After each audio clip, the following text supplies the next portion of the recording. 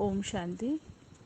आज का वरदान है मन मना भव के महामंत्र द्वारा सर्व दुखों से पार रहने वाले सदा सुख स्वरूप भव। जब किसी भी प्रकार का दुख आए तो मंत्र ले लो, जिससे दुख भाग जाएगा। स्वप्न में भी जरा भी दुख का अनुभव ना हो। तन बीमार हो जाए, धन नीचे ऊपर हो जाए, कुछ भी हो, लेकिन दुख की लहर अंदर नहीं आनी चाहिए। जैसे सागर में लहरें आती हैं और चली जाती हैं, लेकिन जिन्हें उन लहरों में लहराना आता है वे उसमें सुख का अनुभव करते हैं।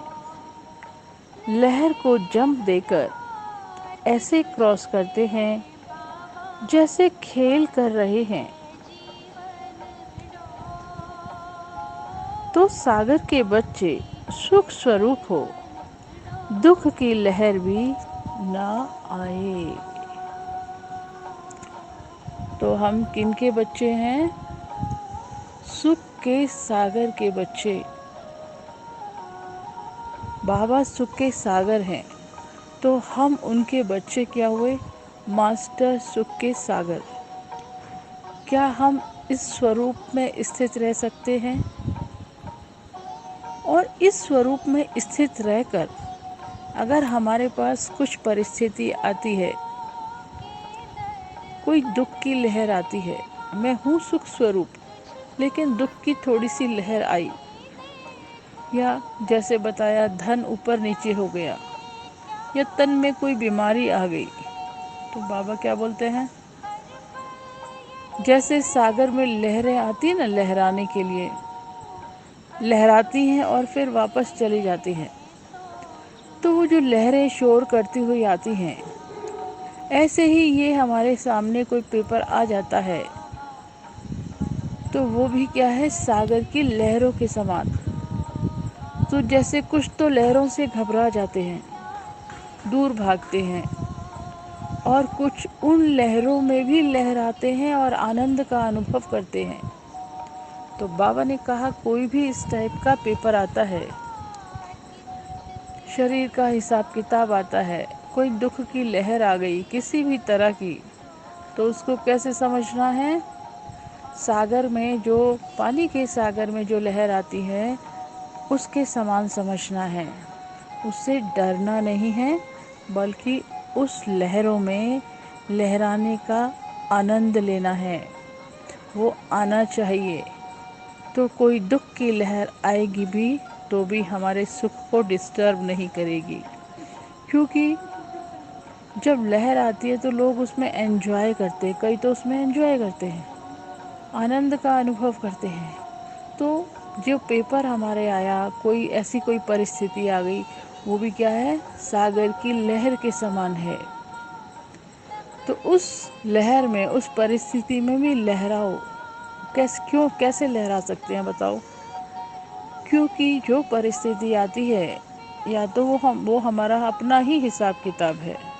जब हमें ये ज्ञान मिल गया और फिर परिस्थिति थोड़े समय के लिए आती है, फिर चली जाती है, और उस परिस्थिति से हम और आगे बढ़ते हैं।